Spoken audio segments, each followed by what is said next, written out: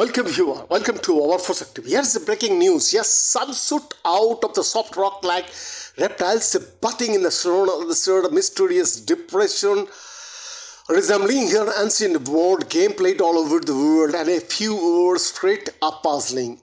On a desolate and white-swept corner of Qatar's northeastern coast among the sand dunes of the barren desert lies Al Jazeera, the Gulf country's largest and most important rock site. Here people centuries ago used a series of low-lying limestone outcrops as a canvas on which they carved symbols, motifs and objects that they observed in their environment.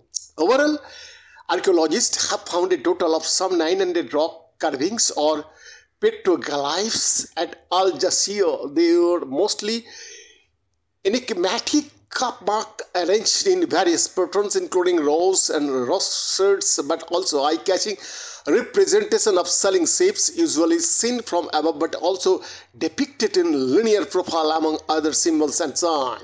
Although rock art is common in the Arabian Peninsula, some of the carvings in Al Jazeera are unique and cannot be found anywhere else. Farhan Sakh, head of excavation and site management at Qatar Museums, told CNN, referring to the petroglyphs of ships seen from a bird's eye view.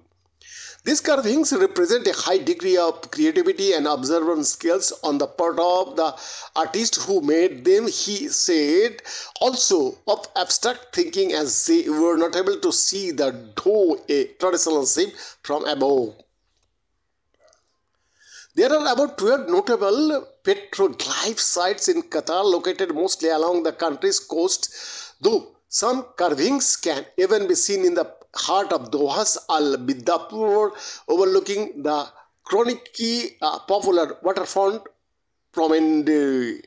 Al Jazeera, about an hour north of Qatar's urban and uber-modern capital and near the old prowling port of Al Huali, was discovered in 1957, was 6 weeks in late 1973 and early 1974. A Danish team led by archaeologist Holger Kappel and his son Hans Kappel undertook a study which painstakingly catalogued the entire site in photographs and drawings. Of all the documented single figures and composition, more than a third consist of carp marks in various configurations, shapes and sizes. The most prominent pattern involves 2 parallel rows of 7 holes, leading some to believe that these were used to play Manakal, a board game popular in many parts of the world since antiquity, in which 2 contestants drop odd and even numbers of small stones into the depressions. Others have disputed this theory, pointing to the fact that some of the holes at Al Jazeera are too small to hold any of the stones, while others can be found on slopes, an impractical choice that would have resulted in the country's falling out.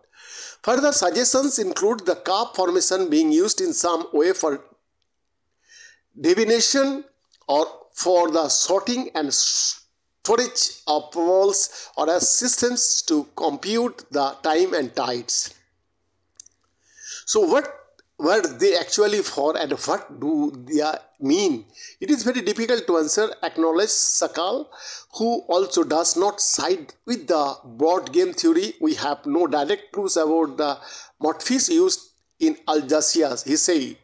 In my opinion, they might have a ritual meaning and function which is very old, so that it cannot be explained entographically, but how old we really do not know, considered Sakal, explaining that petroglyphs and rock art in general are very challenging to date. There are wild hypotheses about the aging ranging from Neolithic to late Islamic times, he added. I personally think that not all carvings were made at the same time. A decade ago, one scientific study of 9 different petroglyphs at Al Jazeera found no evidence of them being more than a few hundred years ago, but the researchers concluded that more studies are needed, including the development of new techniques specific to limestone carvings. Behind the report for Sak TV.